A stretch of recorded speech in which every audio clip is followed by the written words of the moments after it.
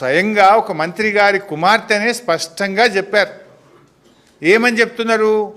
ముఖ్యమంత్రి గారి సన్నిహితులే తుపాకీ బట్టి బెదిరించారు, ముఖ్యమంత్రి గారు జపాన్ నుంచి ఫైలు ఆపించారు, ఒక మంత్రి గారు టెండర్లు వేయొద్దని మాకు హుకుం జారీ చేశారు, టెండర్ దక్కలేదని డిపార్ట్మెంట్నే మార్చివేసినారు. అంటే మొత్తంగా కూడా ఒక అరాచకం నెలకొన్నది రాష్ట్రంలో. ఇలా ఇంత జరుగుతూ ఉంటే బీజేపీ కేంద్ర ప్రభుత్వం ఎందుకు మౌనంగా ఉందో మాకైతే అర్థమవుతలేదు. ఇప్పుడు ముఖ్యమంత్రి ఆయనే, హోంమంత్రిగా ఆయనే ఉన్నారు.